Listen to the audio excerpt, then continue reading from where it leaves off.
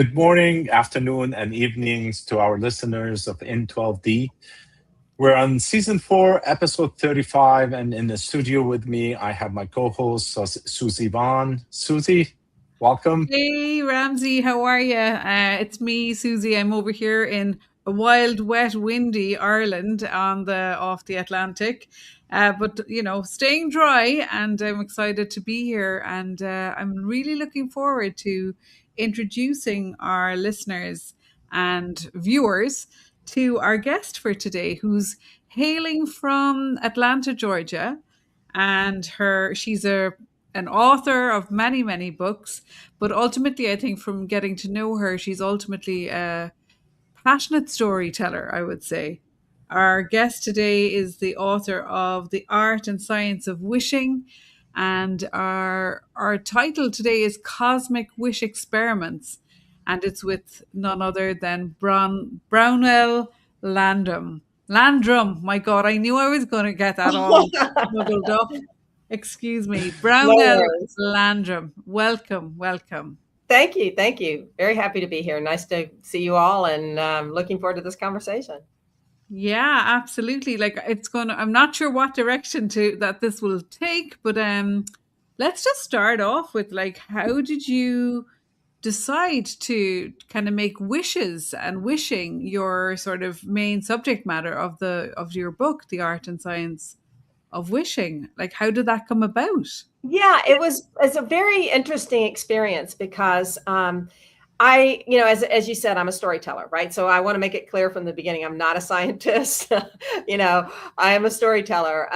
And so I was writing a novel. It's called A Love Story to the Universe. And in that novel, it's actually semi-autobiographical. And so I was writing this story, and it kind of came in 4 parts. And the most recent part 4, I started writing about a magical world, what I call upstairs, right? So how do wishes work in this kind of magical realism world? How are they sorted, granted? What is a wish? How is a wish different from a prayer or a goal? I had to answer these questions as I was doing what they call world building, right? When you're doing the novel writing. And then one night I'm listening to a lecture on neuroplasticity, and all of a sudden I was like, wait a minute, is there science in wishing? And so that led me into this rabbit hole. I like to call it this, game of scientific whack-a-mole, because every time I looked up something else, there was another science and another science and another science. And that just kind of got so involved in that. So that's why I wrote the book, The Art and Science of Wishing. And in it, I cite over 70 different scientists from all kinds of points of view, because, most people don't realize every time you make a wish, you engage over a dozen different sciences. And that's a pretty mind-blowing thing when you're like, wait a minute, there's science in this thing that everybody does all over the world, and we've been doing since we were children. We just might not have known that there's science in it. And so the more you understand the science of it, the more you can, what I call, turn a wish into what I call a cosmic wish by applying the science. And then you bring more into your control, and you have more impact on your wishes and your outcome of your wishes. So that's kind of how it all kind of evolved. Cool. Ramzi. Okay, so let me ask you a question. A wish is something that a person basically needs or wants. So how that gets translated into a return of the things that he's looking for. So basically, from an energetic point of view, if I'm looking at it from my point of view, it's an energy that I exert outward. Right. And I'm kind of expecting, a payback somehow. Right. So how does that work? There's a lot of elements within that. And so, I think it is something that we generally, when we think of wishing, is just like, oh, it's 11/11, so I'm going to make a wish, or I've got candles on the birthday cake, I'm going to make a wish, or a coin in a fountain, or whatever. And so we kind of think, and sometimes we'll think, okay, if I've got 1 minute to make that wish, how many wishes can I make? Or I'm going to make it and then I'm going to let it go. And the interesting thing about the science of it, and when you're talking about the energy of it, I think that's also fascinating, because one of the things I love about the whole idea of wishing is you can be extremely religious or extremely non-religious and scientific, and it's still going to satisfy you.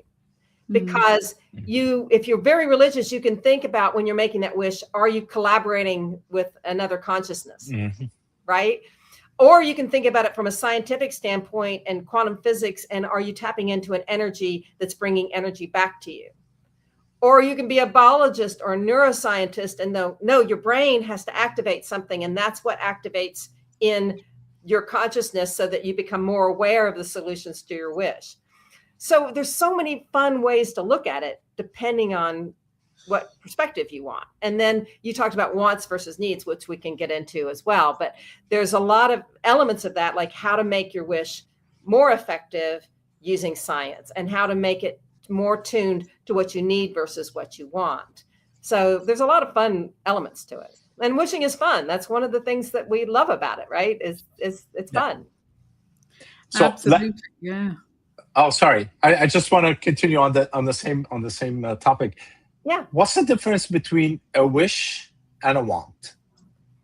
Okay. I thought you were going to ask a wish, prayer, and a goal, because can I start with that and then I'll evolve? Sure. Just because I kind of set that up, and I know somebody might be listening and go, well, wait a minute, I want to know the difference wish, prayer, and a goal. And it kind of helps to set the foundation to answer your question. Is generally a goal is something in your control. Like, I want to lose 10 pounds, or I want to run a marathon, or I want to get this kind of job. And you can set up a plan, and you can kind of have that within your control. Now, we all know not everything is your control, but goals are much more in your control, right? And then there's the prayer is when it's something completely out of your control, right? You just like, there's nothing I can do about this. I'm just going to release it and pray and hope that whatever this is happens. And wishes occupy a beautiful middle ground between prayers and goals, right?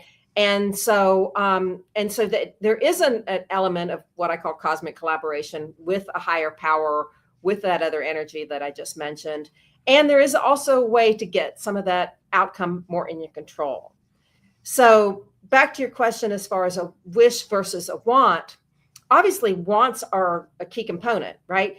In fact, I have a really interesting grid in the book, where if you can kind of imagine a 4-square grid and 2 columns, 2 rows, the first column is want, the second column is don't want, the first row is have, and the next row is don't have. So you've got 4 squares, right? One is the things you want that you have. Then there's the things you don't want that you have. Then there's the things you want but you don't have. And then there's the things you don't want and don't have. So looking at those wants, generally a wish falls in that category, the things you want that you don't have, right? That's usually where that world is. And it's also important, though, as I'm sure you both probably know, right, to appreciate the things in that want and have category too, because the more you appreciate what you have, the more message you're giving to your brain, your spirit, your whatever, your subconscious, your, whatever outside world that you might consider out there, the more you're reinforcing the things that you want, and the more you're able to visualize what you want by looking at what you have and appreciate, right? And you can build on that. It's the broaden and build effect, if you know that aspect of psychology, right? That you just take this, but you're actually able to multiply it because you focus on it. But it's also important to look at wants versus needs. And I don't know if you want me to get into that or not, but I'll kind of let you take the questions from here. No, I'm fine with it. Let's see. What's the difference between you put in the needs now? So yeah. I'm like intrigued. Go ahead. Okay. Well, let's. I'm assuming you both know Star Wars, right? Yeah. Well, I do. Okay. Okay. So what did Luke want at the beginning of Star Wars? The very beginning. God, that was like the original. That was a long time ago.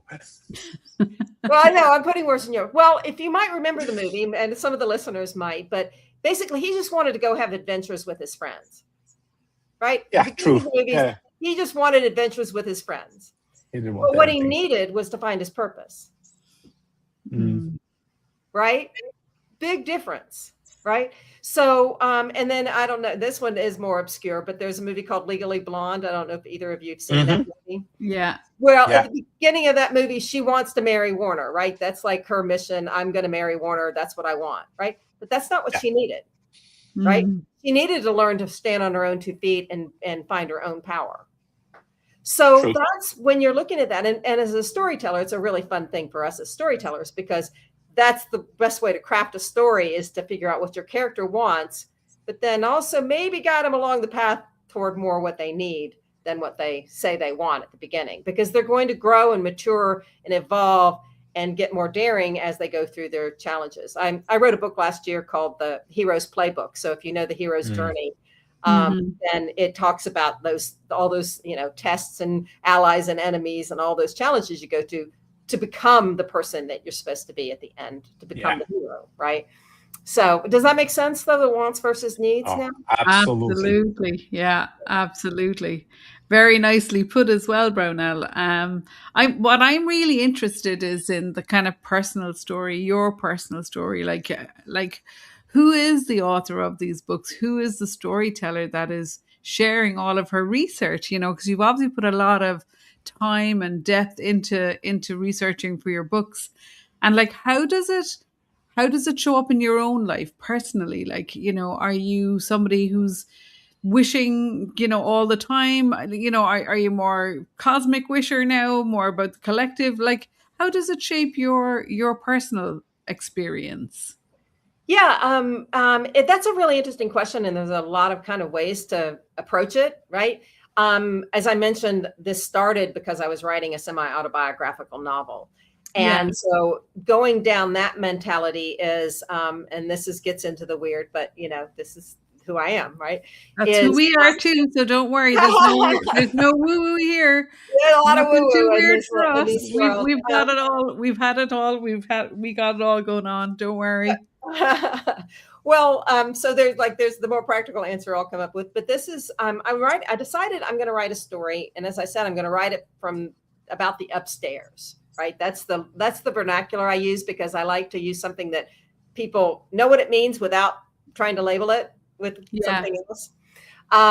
And so as I'm writing, I'm thinking I'm going to write it from the point of view of the upstairs, right? So I'm like, if I'm them up here and looking down at this, I call her Nell, right? I'm not like veiling my name very well, but, and they're looking down at Nell and going, what is she doing? And we're trying to get her to do something, looking down at that. So I'm writing this story, and all of a sudden I realized, like, I'm not making this up. They're telling me who they are.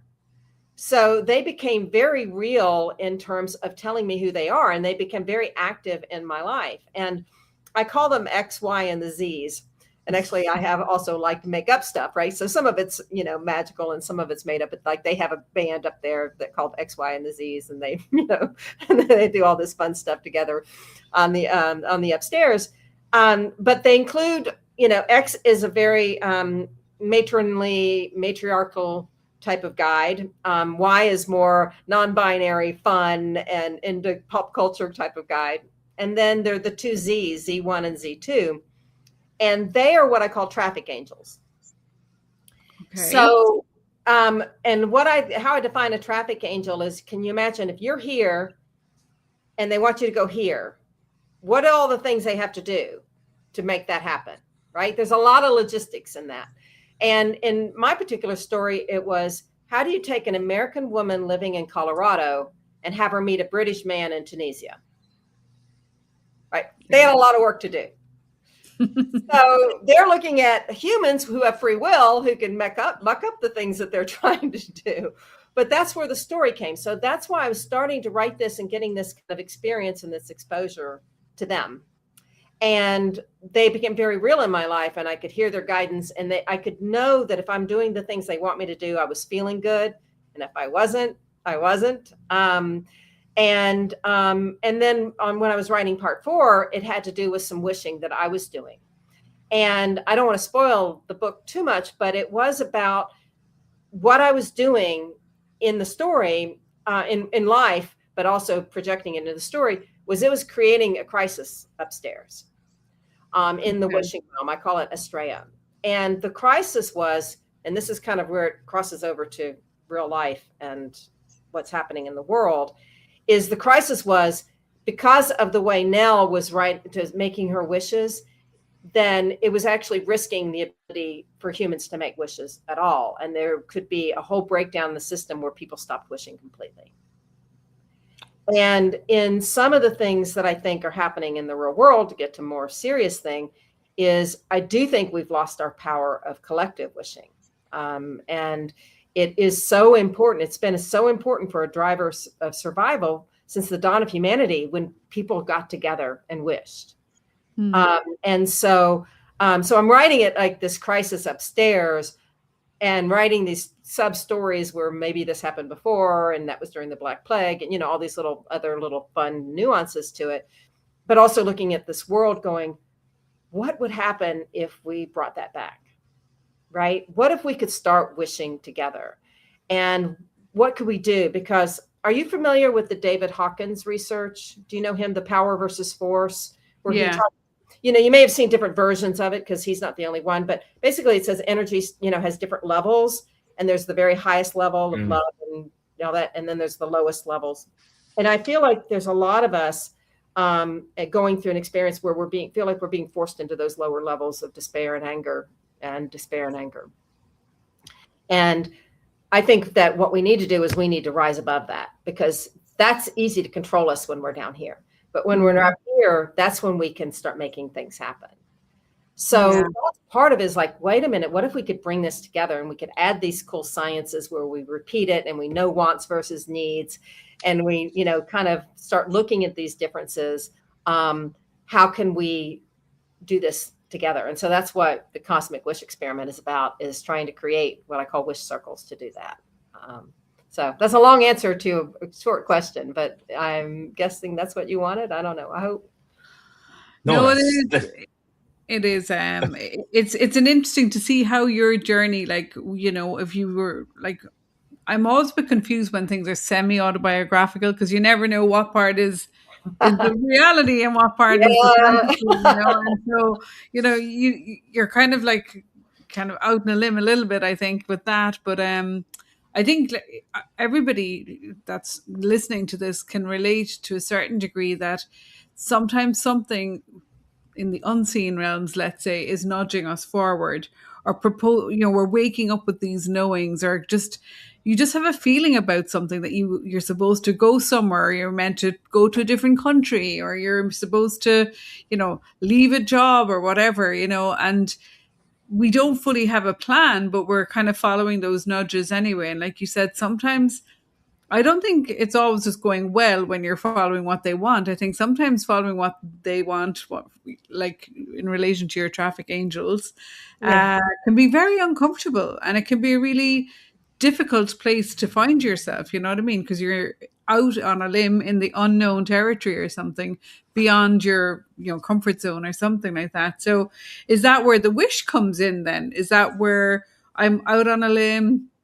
I don't know quite why I'm doing this or where I'm going with this, but, you know, is there a point there where the wishes come in, where you're like, okay, I just have to trust. I have to kind of, you know, dig deep and know something's coming down the line, or that there's a reason for this. Like maybe you don't realize it till afterwards, but, you know, is that where the wish comes in? You know, those are really beautiful. I mean, that's really an important and beautiful reference, right? Is there is the component of trust, right?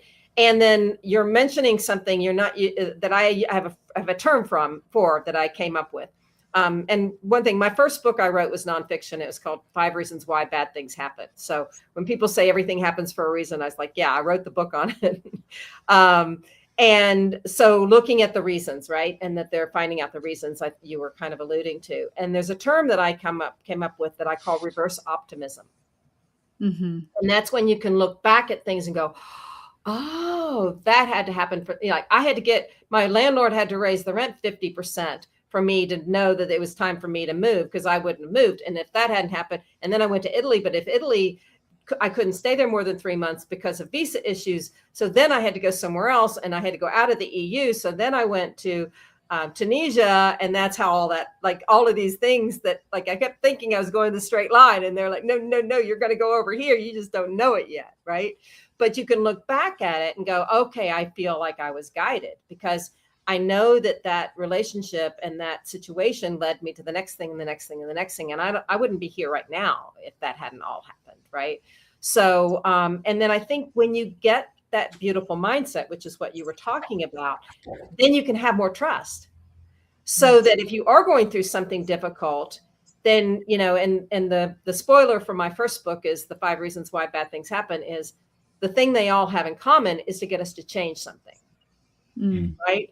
So it's trying to nudge us down a path. Sometimes it's like whacking us to the side to get us to go a certain way. But if you are able to look back and go, okay, this is this, it creates, Albert Bandura is one of my favorite psychology experts. I don't know if you know much about him, but he talked about self-efficacy.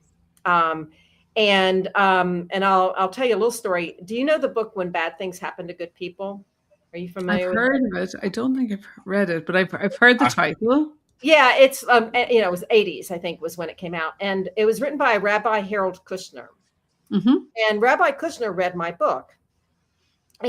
But his response when he came back from it was, you think things happen for a reason, and I think it's random. So this is this divide that we have. And I was like, wow, how can a spiritual person think it's random? That kind of blew my mind. And that got me into looking into Bandura's research. And Bandura actually said that believing that things happen for a reason make us a lot happier because of this thing called self-efficacy, and that we have some control and we have some influence, and that we have agency is the big word, of the, the last few years. Right. And so reverse optimism gives us that optimism, because if we're in a dark place, we can go, wait a minute, maybe this is guiding me somewhere. I know these other bad things I went through are guiding me somewhere. I was talking to somebody yesterday and they went huge, horrible trauma that none of us would wish on ourselves or on anyone else.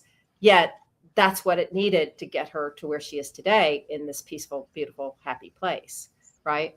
So it's a long answer to, a shorter question, but I think that's a really powerful way to look at it. And so in my book, I talk about the 4 responses to a wish, and that's yes, no, wait, or something better. Sometimes yes isn't the best answer. True. When you wish for something and you just don't get it, people are trying to meet their, I don't know, find their dream job or their, life partner, or, whatever.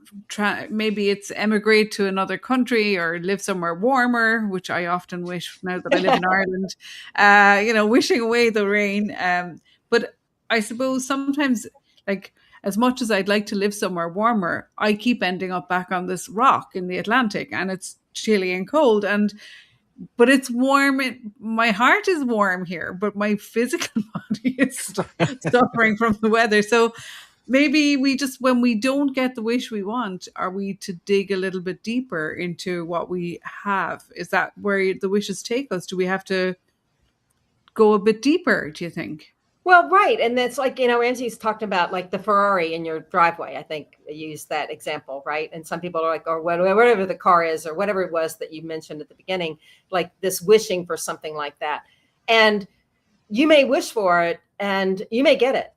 And then you might be getting it for what they call extrinsic motivation, which is what somebody else thinks of you, right? As opposed to what you really want for yourself. And then all of a sudden your neighbor gets a nicer model. Then your thrill isn't there anymore.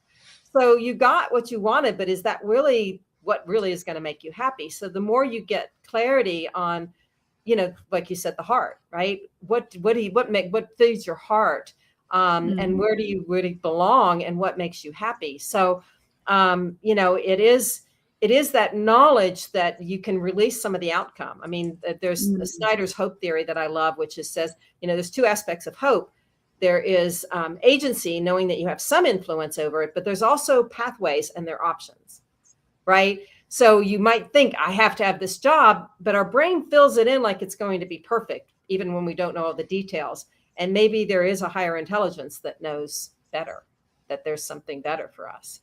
So it is a lot more nuanced than just, oh, you got it, yay, okay, move on. Sometimes it's yay, and you want to celebrate the yays, right? But you want to look at, I get into the subconscious and the power of that and how that needs to be, involved in your wish. And I also talk about what's called the 3 Ps, and that your wish needs to be peaceful, positive, and purposeful. And there's really cool science behind those 3 Ps. Not only as you're making your wish, you make it from a point of view of peaceful, positive, and purposeful, and that also your wish is something that's peaceful, positive, and purposeful. And the more that is like purposeful, you start firing mirror neurons so people understand you better, and you start creating this field, intention field. I'm sure you all probably talk about that, right? Where all of a sudden all these people are there to support you because you're there to help the world, not just yourself. So there's just lots of cool stuff with it.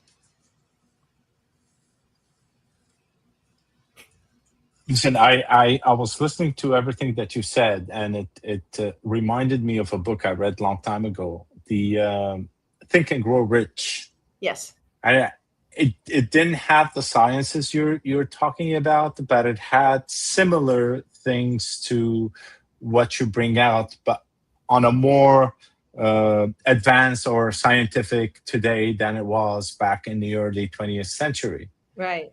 Has that book influenced your way of looking at wishes, or that you looked at afterwards, or how did that affect your trajectory? Well, for me, myself, I read it ages ago, right? Like a lot of people, and I think I probably reread it a few times. And there's also the one about the subconscious mind that I can't remember the author of that, but that was really big at the same kind of time, right? What I love about that on so many levels, because I love the concept of infinite intelligence. That's the word he used, right, for this outside thing. I don't know this. This is completely conjecture, but I'm willing to place a wager on it. Is that a lot of the science we have today probably came from that. I see. Yeah, I think it probably prompted people to go, well, wait a minute, I need to understand what hope is, or I need to understand how the brain manifests these things. I need to understand how we communicate on a level that's beyond the obvious conscious mind. So I love, and I kind of give some credit to my fellow storytellers in the world, because so much science has come out of storytelling. Like, 2001, all of a sudden things existed because somebody imagined it and then somebody else turned it into science. So I look at it kind of like that, like, wow, he threw out a lot of stuff. There was a lot of truth in it, whether he could back it up or not at the time, still led to the science that could back it up, if that makes sense. No, I get it. I get it. It was a platform from where everything kind of started to evolve. I think so. I think he set up. I mean, there's one before that, Harold Percival, called Thinking of Destiny. I don't know if you know that book. No. It's this thick. I mean, it's like 900 and something pages. One of my favorite books of all time, and it was written 20 or 30 years before that. And it is really, really mind blowing when it comes to that kind of stuff. So, there are some precursors, along the way that probably led to that, but he simplified it. I mean, that's what Napoleon Hill did, right? Is he made it so like we can all read this and we understand. And there are ways, and I even have a chapter in the book about like the problems and pitfalls of wishing, because there can be an extreme on the other end, which is, oh, you just think it and it's going to happen, and now you're going to get this thing, and if you didn't get it, that means you didn't think about it well enough or hard enough or good enough or da-da-da-da-da. Like, wait a minute, I just told you that maybe not getting it is better than getting it sometimes. So let's give some grace and some freedom to the universe to doing what's right, and not just forcing ourselves to think, toxic positivity and, oh, you thought one bad thought and that just sabotaged everything. It's like, there's more to it than that, right? There's more love and grace in it than that. Well, there has to be inner transformation. There has to be. It's not just as simple as wishing for a Ferrari in the drive. There has to be reflection. Surely there has to be, just digesting it or feeling into where is the wish coming from. Like you said, what really is the core need here, or the desire, or whatever. But something I'm really interested in, maybe you've covered this in your research, is because you were saying to me before that for a long time, cultures have a tradition, let's say, of wishing. It's more of a ritual from an older culture, let's say. Can you speak to that a little bit, just to inform me, because I don't know a whole lot about that. Yeah, I mean, it's I cover it to some degree in the book, but every culture has kind of a different things, but the communities would get together and they would have some sort of collective ceremony. And, you could put it in the realm of prayer, you could put it in the realm of, dancing around a circle together, but there would be a collective intention, right? Mm. And that then when people are doing something together, that's when, I mean, there's actually some mathematics. I thought, well, I could write a whole chapter on the mathematics of wishing, because there's some really cool stuff on that. And I'm like, okay, I'm way out of my realm on this, but it's like, 1 + 1 is not 2. 1 + 1 is 2.5 or 3 when it comes to wishing, when you start wishing together, because that's how much more it multiplies. I think 4 people wishing is the power of 10. So there's a really interesting formula for how doing that together works. And I also have in the appendix 50 different wishing rituals from around the world. So there's different rituals. Like Brazil, well, you're in Peru right now, Ramzi, so not too far from Brazil, or at least from our point of view. But they have a thing on New Year's where you jump 7 waves and make your wish. So you go to the beach and you jump 7 waves, and that's a ritual within a particular community. And how lovely that is! Like, everybody's going to the beach; they're not wishing the same wish necessarily, but they're at least involved in a belief. And like, I kind of like to say, like, okay, Joan of Arc had a vision. Gandhi had a mantra. Martin Luther King had a dream. That's not that different. Like, what if today we had a collective wish and be doing it together, and we could apply some science to it to even multiply it more, right? So we repeat it. And then, I mean, I think we can even feel it. Like, if we just had 10 of us or 100 of us, over 1,000 of us, and we're all wishing for love. Right. I was talking to somebody that wants to do a wish circle today, and she's talking about a wish circle for elevating just love. And I said, okay, you'll need a ritual, to your point, right? What's the ritual? What's the thing that reminds us to do it together? And she had a really cute story, and I won't steal from her story whenever people want to get involved in that. But I came back and I thought, this could really fit with her ritual, which is every time you see a mirror, you make your wish. Well, we see mirrors all the time, or a reflection, you make your wish. And how cool that would be all of a sudden. Now you've got this, every time you're making a wish, you're wishing a peaceful, positive, and purposeful way of elevating love in the world. Think of the solutions people can start coming up with, ways they can support each other because they're in a collective group, right? Mm-hmm. So then it just starts changing everything instead of all this little world. And we do live in this beautiful world where I'm here with you. We're all in different parts of the world, but we're able to communicate, right? Everywhere. We can do this. Like, we have technology that can help us do this. So anyway, you can tell I get excited about it, but I think it is something. I think I'm onto something. I think it's a good segue to the title of the show, which is the Cosmic Wish Experiment. So, so how did that come about? Like, how did you get to creating the Cosmic Wish Experiment? And I know that you have like a playbook that goes with that, and you encourage groups to come together and work as collectives, and really it's all about elevating the planet, from what you told me. But how did you get to there? Like, where did that where did that come from? Like, what's going on in that brain of yours? I mean, truthfully, I started seeing that thing that I was talking about with the bringing our energy down, right? And that we're in this lower level energy, and what can we do to raise it?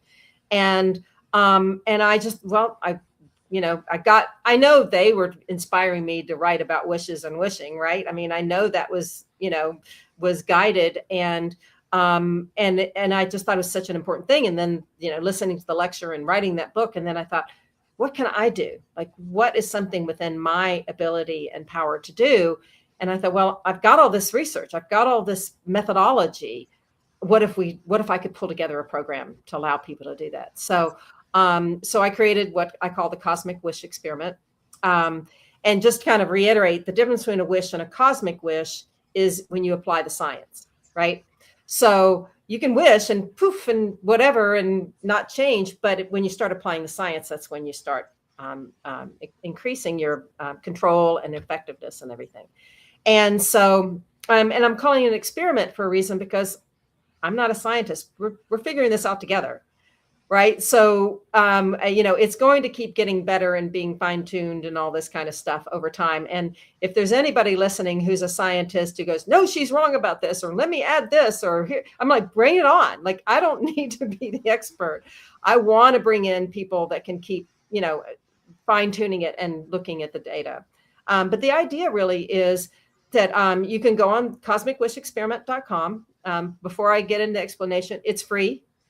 So I want people to know I'm offering it to the world for free. But if you want to start a wish circle, you have two choices: either join a wish circle or start a wish circle. If you want to join one, then the website is going to start listing. We're just getting people signed up now because it just literally just started. But where you can see one that's there and go, oh, I like that one, I want to join it. And if it hasn't started yet, then jump on, right? And you can join that wish circle. And if you want to start one, that's even better, right? Because then you can kind of formulate that. And so there's a little form, fill it in. I want to start a wish circle. You come up with a name for your wish circle so that people know to sign up for that one, right? And then you have people starting to join. As soon as you do, and as soon as they join, they put in the name, and then they would come back and put their wish in. And the only kind of guardrail that I put in is the wish has to be peaceful, positive, and purposeful. Mm-hmm. So if somebody wants to join and do a wish circle that's anti something, because positive means you're wishing for something, not against something else. Like one of the problems happening in the US now is this no kings thing. Great. You get people to protest. Protesting doesn't move you forward, right? It gets people together, but it doesn't give you the solution. It's not Martin Luther King, I have a dream. This is what we can all see together. Let's make this happen. It's more like, we don't want this. Psychologically, neurologically, that is not going to help a wish be the best wish, right? From a scientific standpoint. So if somebody wants to wish something that isn't within the realm of that, either I'll help them fine tune it, or maybe they aren't right for the program, right? And then you have a wish, and you'd set a start date so everybody know when you're starting. You determine what your ritual is. Like I said, that one person could be looking in the mirror. Somebody else could be a time of the day. It could be you're brushing your teeth, whatever that ritual is. And then you have a start date. And then the whole idea is for 1 minute a day, you make your wish. Mm-hmm. It'd be more than that, but 1 minute a day, because that's what's called neuroplasticity. And the more you repeat it, the more your brain is going to find solutions. Like it's going to know. And if you're looking at it from a spiritual standpoint, it means the upstairs is going to go, okay, he or she, they really want this. Like, this isn't just a whimsical, I'll throw it out there and then tomorrow I'll change my mind. This person really wants this. And then there's a playbook that takes you through the 8 weeks, and it's about 15 minutes a week with activities that are super fun. Like kids can do it. In fact, I have somebody doing one for animals and loving animals, and he's bringing in his son to bring in the other kids to do the wish circles, which I think is so beautiful and lovely. And so the activities are really fun, but one of them is that grid that I mentioned, I call it the motivation matrix. And so it helps you kind of fine tune your wish as you go along. And then by the end, that's what we're going to see, what results people got, what people did differently. I mean, it could be children wishing for peace in Ukraine, and maybe they start writing letters to Putin, and maybe that influences what's happening over there. I mean, I don't know what's possible until we try to see what we can do together. And there's going to be bigger and better ideas than I can come up with, What is the time frame? Like, is there a duration? Obviously, there was a beginning, there's the ritual and what you're doing in the middle. Like, so do you set a sort of a time frame for individual groups with different wishes, or how Yes, does that it's work? 8 weeks and that's because of the science. The neuroplasticity says it's an 8-week process. So it's Okay. 1 minute a day and 15 or 20 minutes a week. And all of the stuff, there's a free playbook you can download. There's videos to train you how to do the activities, even though they're pretty self-explanatory. There's bonus activities, there's points, there's teddy bears with make a cosmic wish, there's all the little, point system and gaming and bonuses and, because one thing that's super important and one of the things that's beautiful about wishing is that it's inherently fun. And I'm sure you know enough about like how the subconscious mind works and the subconscious, when I first wrote my first book and I realized the subconscious was the body, and then all of a sudden it's like, wait a minute, that part of you wants it to be fun. If it's going to be fun, your subconscious is going to do it. And if it's not fun, your subconscious might be fighting with you on it, right?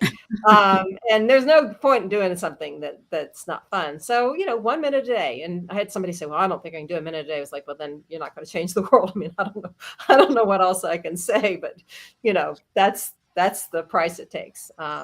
And the more people wishing together and the more they're supporting each other and the more they build a community around it, the bigger and better it'll be. Yeah. Yeah. And how can they support your project? Yeah. Well, again, just sign up. And I mean, if people want to buy my book, love it. I thank you. I appreciate it. But that's completely optional. You don't have to. I mean, you'll learn more about the science and things like that if you do. But that's not required. So the rest of it's free.